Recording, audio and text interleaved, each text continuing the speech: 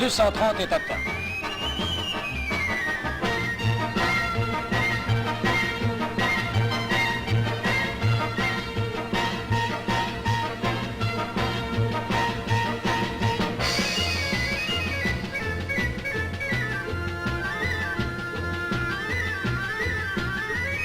Voici le 300. On le dépasse. Malheur, on signale au périscope que le panneau arrière est fondu. On remonte l'autre et en avant.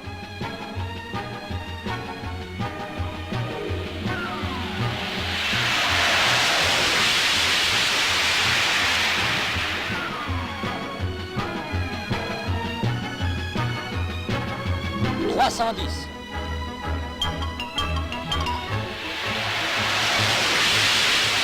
320.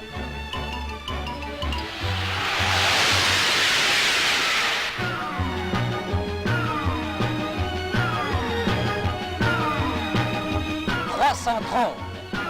Même record qu'hier.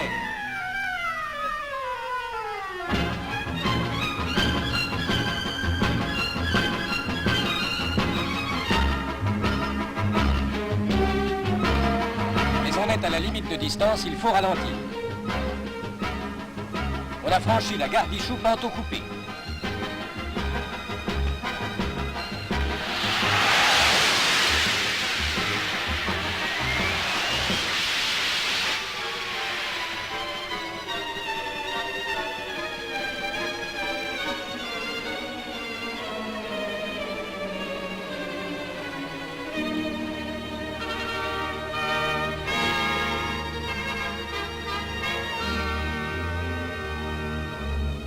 Sans encombre, cette fois encore, on arrive en gare de Morsinx.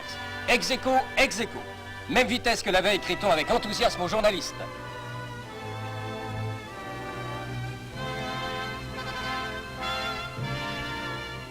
Monsieur Nouvion, l'ingénieur en chef responsable des essais, assailli au micro, ne cache pas sa satisfaction d'avoir pu les mener à bien. Je crois, dit-il, qu'on est maintenant à la limite. C'est au tour de M. Parmentier, directeur du matériel et de l'attraction, qui annonce aux auditeurs de la radio le triomphal succès sans précédent. 331 km à l'heure pour les deux.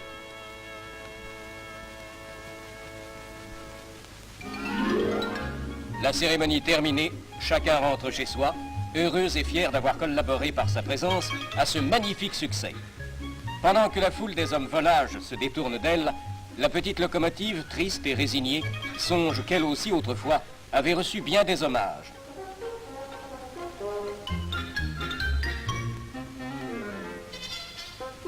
Évoquons nous aussi les principales étapes du record du monde de vitesse sur voie ferrée. 1829, l'ancêtre, la célèbre fusée, roule à 47 km à l'heure.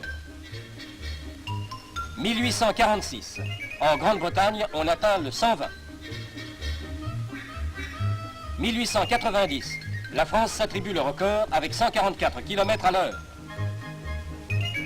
1893, les États-Unis le reprennent à 160 km à l'heure.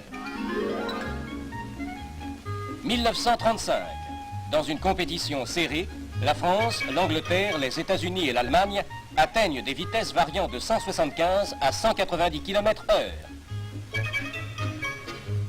1938, l'Angleterre reprend la suprématie avec 202 km à l'heure.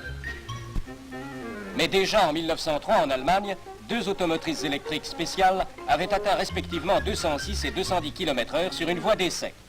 En 1939, une rame électrique italienne roule à la vitesse de 203 km/h. Puis, en 1954, c'est la France qui, avec la CC 7121, remporte le ruban bleu avec 243 km/h. Enfin, battant de loin tous les records précédents, deux locomotives françaises roulent à plus de 330 km à l'heure. Cela s'est passé les 28 et 29 mars 1955, date désormais mémorable dans l'histoire du rail.